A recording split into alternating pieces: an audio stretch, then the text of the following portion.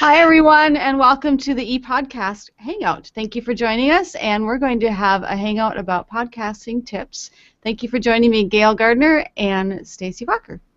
Hello. It's great to be here.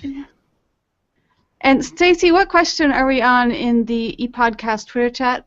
We are currently we should be on 7 in about 2 minutes. I was trying to schedule them real quick because I was doing a million things at one time, but currently on 6.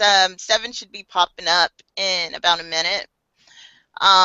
Question 6 is, how can you organize interviewing guests on your podcast? Which I would love to ask you, because you're like queen of organizing yourself on other people's podcasts and having guests. I'd love to hear how Stacy does it. Okay, fantastic. Well, the first thing that I did when I was interviewing guests, of course, I had to keep track of the people that I wanted to interview. So I'm a pretty simple gal. I like to use Google Drive, Google Spreadsheets. I know Gail doesn't like those that much, but they're okay in the beginning. But I use Google Drive, Google Spreadsheets, and then I also create a log of all my podcast guests in the spreadsheet for Google.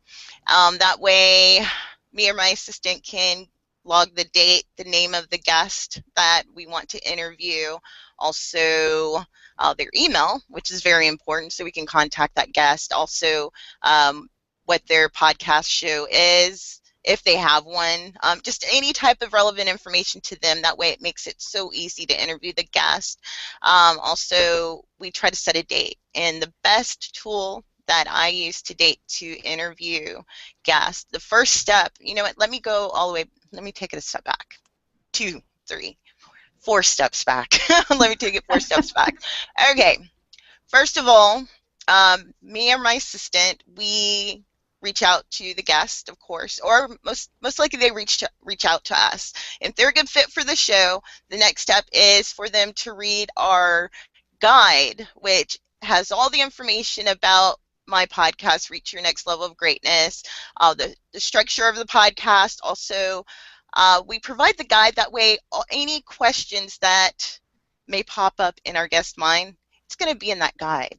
So if they have any further questions after reading that guide, they can certainly ask me or my assistant, and usually they don't ask any questions. So I think we went down a list of things. We were pretty thorough. It took a while. It took actually 3 months until we had a guide down to where no questions were asked. All the questions that they had were in that guide.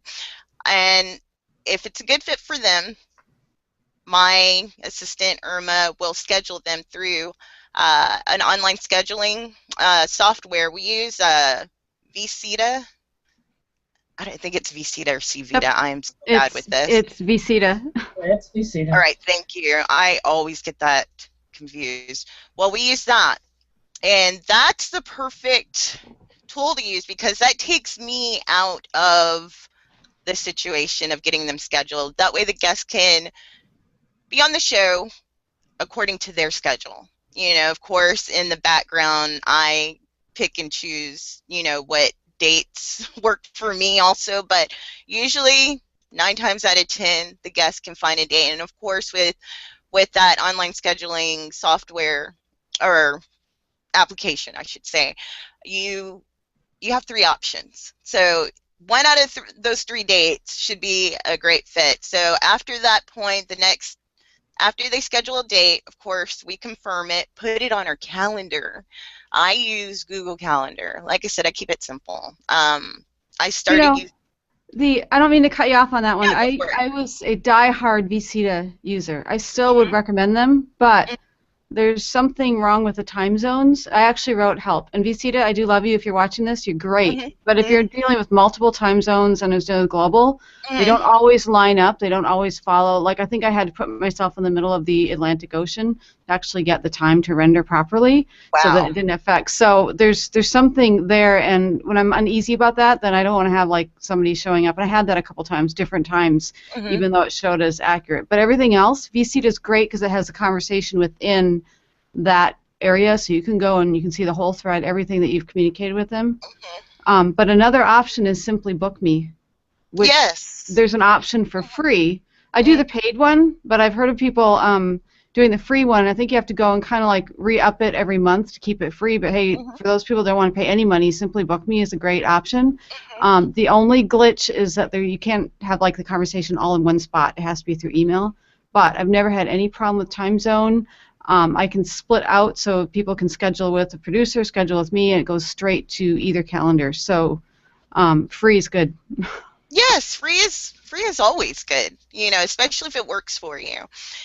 And I personally haven't had a problem with the time zones, but I know even if we have everything right, the one thing that most of us get for being human is mixing up the time zones. That seems to be like the number one problem. Even if the software is working right, application's working right, it's just if someone's all the way on the other side of the planet and they're not familiar with my time zone, which is central, sometimes time zones get messed up. So how we remedy this situation from coming up is that we actually confirm the appointments a day before. Of course, Irma, my assistant, she, in the calendar, I have to put a notation on her calendar, be sure to remind the guest of the date that they're supposed to record or produce the podcast and their time according to my time zone. So that goes out the day before. That way, if there's any problems or if they need to reschedule or something doesn't work out, there's a reschedule link that is provided within that email. And that seems to help with the problem. And Deborah, I would love to share the workflow eventually. I know you're probably going to ask me about that. In an organized manner, because I could say it one way, but if you have it step by step, it makes more sense that way. Yes, yeah, absolutely. Because I know I'm skipping steps. Speaking of, since we have like 4 minutes left of our hangout, how about Stacy's tips? You had, the link is in one of the tweets, but I'll retweet it after you start to explain it. But you had tips for the tip number 7, 8, and 9. Can you give us a concise, and leave the audience wanting. They're going to want to come back for productivity tips and to hear more about these tips. But the 7, 8, and 9 in the last 3 minutes of our hangout here. Oh, absolutely. The first one was how to be more productive while recording your podcast. Well, the first thing to do, which is so simple and easy, is to remove yourself from anything that's going to distract you. That seems like a no-brainer, but I do it sometimes. I will edit my podcast in my living room while my husband's playing a video game and while my son is doing something over here, and it distracts me. So I have to totally remove myself from the situation. That way I can focus 100% on editing my podcast. Or, you know what, let me go back to recording. I'm sorry, I'm looking at tip number 8. With recording the podcast, the best thing to do is, of course, get a quiet space. Like I said, whether you're editing or recording, how about that? And also have a conversation with your guest. If you're recording with a guest, just make sure that you'll go over like what you might talk about. That way there's no confusion. Now, if you're solo on it, of course, you will probably have an outline of your show. Like, I don't do a solo show because I think I'm boring by myself. You're not boring. We're listening right now. You're not boring. Oh, wait. You have people. Oh, right? No. That's about us. Yes, that's what I'm saying. Like, I'm much more interesting when I have other people around. So I like to have guests and I like to have people around because I'm able, I don't know, I think it's just more interesting that way. But with recording, of course, an outline. Let me go to number 8. I hate it that we're... Actually, let's ask Gail, what do you do to keep focused? Because I know you do a lot of writing, and you have to keep focused on that too. What's your tip for keeping focused? Well, I have a lot less distractions than you guys do. I have one dog that can climb in my lap all the time, and right now she's poking me in the shoulder. But most of my distractions are outside, and when I leave the computer, I'm just not here, and I'm totally outside. And when I'm here, I'm pretty much always here. The way that I do what I do is not how anyone else would do it. I live in interrupt mode. I'm constantly answering live chat at Social Implications and answering sometimes 10 chat windows in Skype and doing email and trying to write a blog post at the same time. And so I'll give you a hint. If you want to learn how to do this stuff, take up classical music, classical piano, so that your brain thinks in multiple parts that are separated from each other.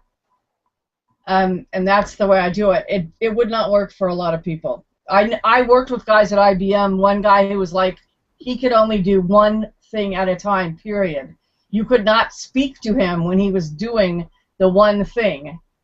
But that, like I said, I do total interrupt mode and do everything. What happens, though, is if you're doing everything at once, it takes longer to do all of them, right? Than if you, go do not disturb and just focus on writing. Writing's pretty easy, though. Once you have this concept in your head of what you're writing, I don't get interrupted. I just it's kind of like people who write music that the whole piece is in their head and they just have to write it down. Blog posts are like that for me a lot of times. I have the concept, I know what I want to write about, I just start writing and it all flows out and then it's done. So, I don't really have, and I can actually stop and start and still, and it'll still just come out and it's done. Because it's already written in my head before I put it on the page. Excellent. Well, guys, I hate to do this to you, but we're on to Social Cafe Twitter chat. And ladies, are you going to join me in another half hour as we talk about Skype as a productivity tool that you can use even beyond podcasting? Why not? I'm on a roll. I'm on a roll now. Right. And join us next week, an hour earlier than whatever your clock says now, for another ePodcast Twitter chat as well as a Hangout. Thank you for joining us.